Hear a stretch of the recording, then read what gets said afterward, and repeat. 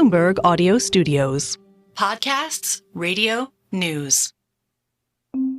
When Ryan McMullen was a senior in high school, he had dreams of working in international relations. So when it came to choosing a college, he was looking for an academic program that would set him up for success.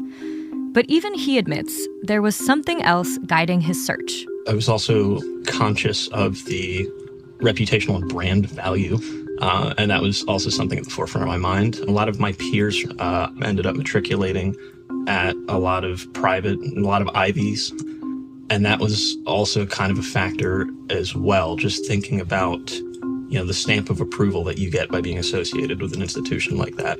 Ryan had a few schools in mind. One was an Ivy League, the University of Pennsylvania. Another was Georgetown University, his dream school. But he didn't get into those.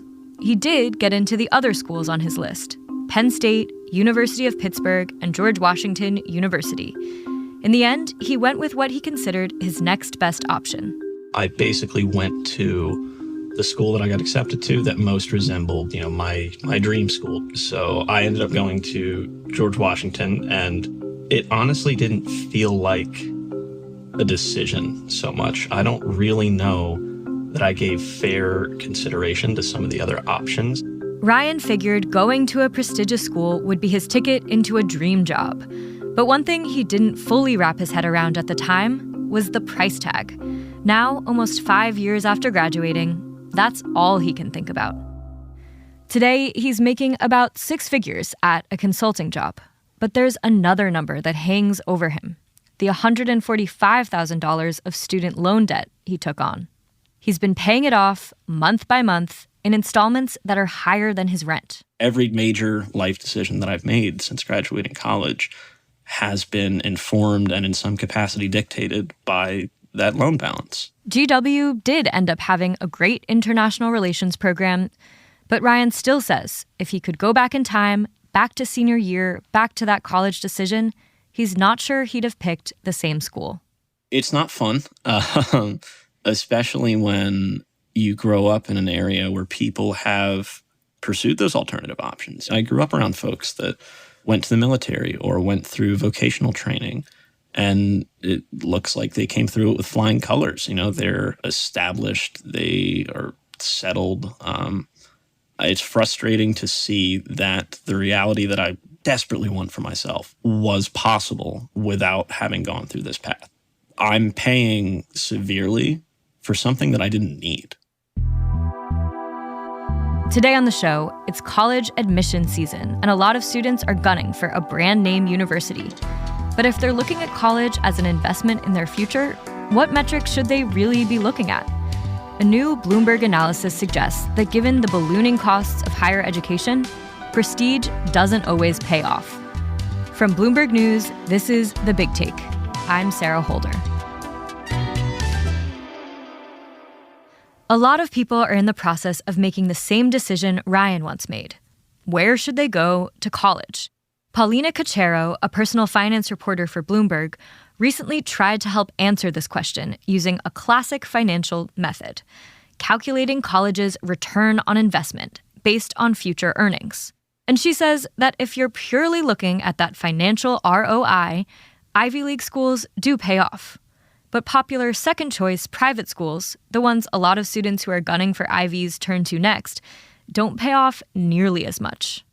For high school seniors that are trying to make this really difficult decision, if you didn't get into your Ivy of choice, a public school is actually the safer bet. While there's a whole bunch of elite private schools out there that are often a plan B for students when they don't get into their top choice school, we found with our data that the ROI is the same at public schools, which are a fraction of the cost.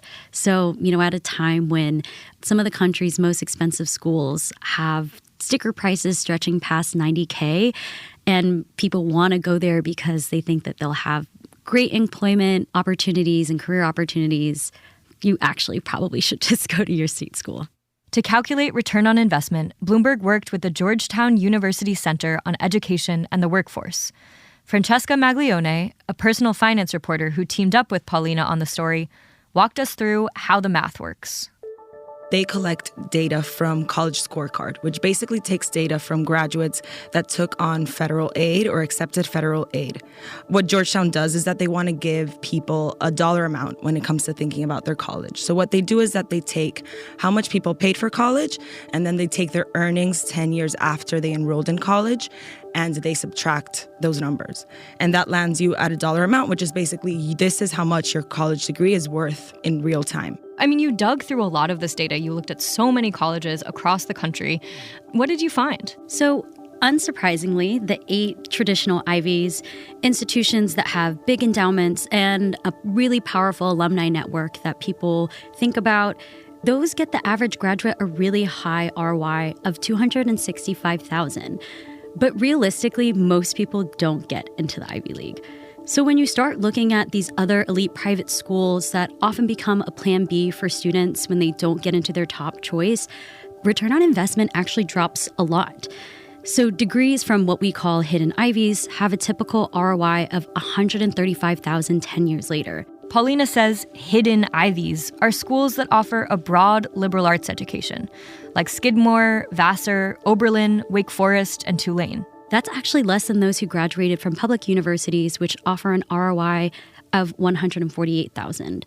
And so we're throwing a lot of numbers at you. But if you think about it, these are striking gaps when you consider that many students choose the next most prestigious school they were admitted to over a local state college. I think people assume when you go to that brand name college, there's this intangible value of going there. It's going to open career opportunities. It's going to open doors that you might not have had access to, and that people tend to think comes with higher pay.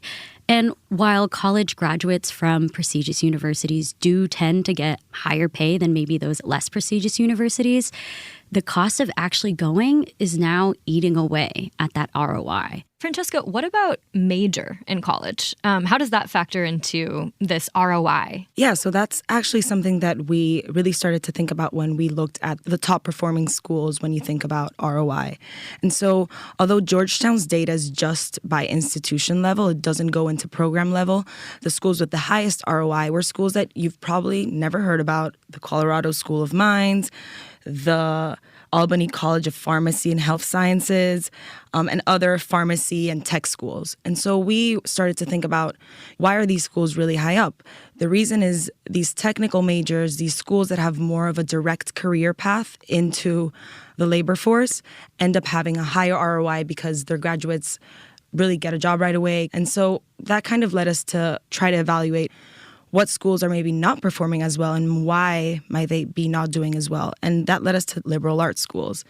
Liberal arts schools are great. People love them. They're very intellectual, but they don't have as big endowments to provide as good financial aid as maybe an Ivy would.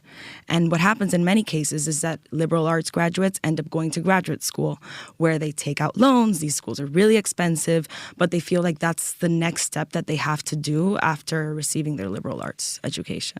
Right. I mean, I could imagine the liberal arts colleges might argue, like, isn't the value of an education measured by more than just the monetary benefits you get later through income? What would you say to that? Yeah, I think that's something we really talked about, the intangibles. You know, we're really trying to put a number on an answer that is really personal for many people. And I think that when looking at this data, we're trying to talk to people that really have to think about their finances when thinking about college. You know, a liberal arts can give you great skills, can help you think critically. Maybe you will get an amazing alumni network, but if you took on so much debt to go to college, it might not end up paying out. You know, today, we're seeing millions of Americans buckle under the burden of $1.7 trillion in student loans. For some people, it takes as long as 20 years to pay off that debt. So that financial burden is forcing people to delay important financial milestones like buying a home, starting a family. And in fact, the Federal Reserve Bank of St. Louis found that while college graduates do enjoy higher salaries, the wealth building advantages of college has declined for recent graduates. This growing amount of debt is forcing people to really consider the value of a college degree.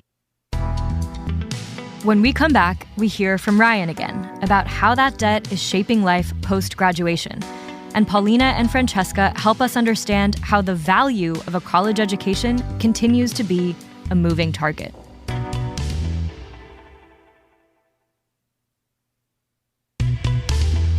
On paper, Ryan McMullen, who you met earlier, is living a version of the American dream. He has a 6-figure income, he has job security, and he lives in a major city. But for him, the decision to take on debt to go to an expensive college like George Washington has put other dreams on hold. I'm probably living somebody's dream somewhere out there. It's not mine. And, you know, if your goal is to live in a major city and work in a shiny office building, you probably do need to go to college, to be honest with you. I was referred into my current position by somebody I went to school with, somebody that I met through school. I'm very thankful for that, and this certainly wouldn't have happened without that connection. I think equally you could make the argument that had I not gone there, I wouldn't necessarily need this job, right? It was a manufactured necessity because of the debt burden that I'd taken out. Ryan says if he didn't have loans, his life might look very different. He wasn't the same person when he was a high school senior, stressing about which big-name school would be the best on a resume. Like anyone, his dreams now are a little different than they were then. I just want to be, settled in a suburb and, drive to soccer practices like much of the country does. And for that, that being my goal, I don't think I'm anywhere close to that. Paulina and Francesca say many people they've spoken to are feeling pressure to make sacrifices like these. College has long been framed as an inevitable step to success. But increasingly, people can't afford not to think about the return on investment. Just this week, Biden announced an attempt to forgive student loans for tens of millions of borrowers after an earlier effort was blocked by the Supreme Court. But students making decisions about schools today can't necessarily count on that future relief. Paulina, can you say more about how much college costs and why that starts to matter so much more today? Definitely. I think that it's important to note that college is often one of the biggest financial decisions that most people will make in life. And people are making that decision at 18. So I think a lot of the people that we spoke to thought they were making a calculated decision by taking on more debt to go to a prestigious school. But I think the gravity of how much that debt will impact them doesn't quite, hit home. And part of that is because, I think the last few years, graduating from college has almost become a prerequisite to achieving the American dream, right? A lot of Americans and people beyond were raised to believe that a higher education would guarantee a higher paying job, grant you, greater stability and a better quality of life. And for many people, it does. But, I think the rising cost of college is really changing that conversation and is tipping the scales, like when you look at the data. How do you think this perspective that you guys are sharing on the return on investment from college could shift the way we think about the value of a degree? Yeah, I think that's kind of what led to us coming up with this idea. We were talking to a bunch of families, students, college counselors that kept saying people are obsessed with the brand name, with getting into these really prestigious schools, no matter the cost. And so we kind of wanted to answer the question, does prestige pay off? Do people really see a difference if they choose the brand name over their public school or their state university?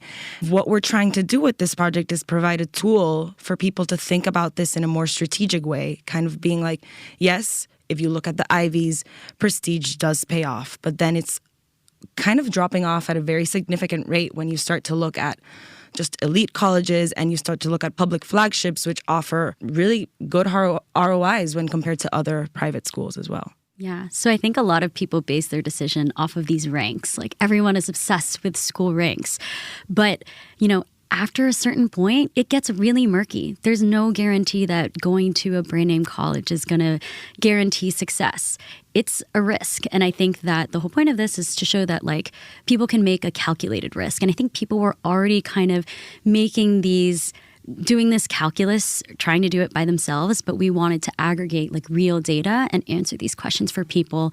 And we thought it was valuable to look at what is the average person graduating from a specific institution? What do they get out of it?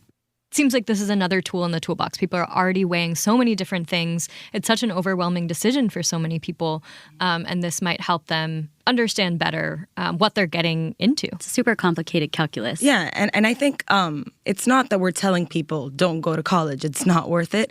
It's more there's ways that you can go about this in a smarter or more informed manner that might set you up for success in a better way than maybe just thinking about these intangible aspects that people honestly weigh more than anything when looking at colleges. I think what's really hard is and something that we've heard from a lot of the high school seniors is when you have worked so hard in high school to get to a certain place, to become the best Ivy League or whatever college candidate that you can, it's hard not to want to pick the most prestigious school. People associate that as a testament to their work and to everything that they've achieved thus far, and they think it will continue to do so in life. But hopefully we can equip people with the numbers to be hey, this is not the only thing that you should consider. But it's really hard not to think that way when you are in the moment and thinking of oh my God, my senior year was so awful. I spent all this time working on my essays and working so hard to get these grades. It might be kind of earth-shattering to not be able to go to your top choice school as a high school senior. But when faced with a lifetime of paying off student loan debt, it may be better to just come to terms with that earlier on than having to deal with paying this off for the rest of your life. Thanks for listening to the Big Take podcast from Bloomberg News. I'm Sarah Holder. This episode was produced by Thomas Liu. It was edited by Aaron Edwards and Jennifer Bissell-Linsk. It was mixed by Ben O'Brien. Naomi Shavin is our senior producer. Our senior editor is Elizabeth Ponso.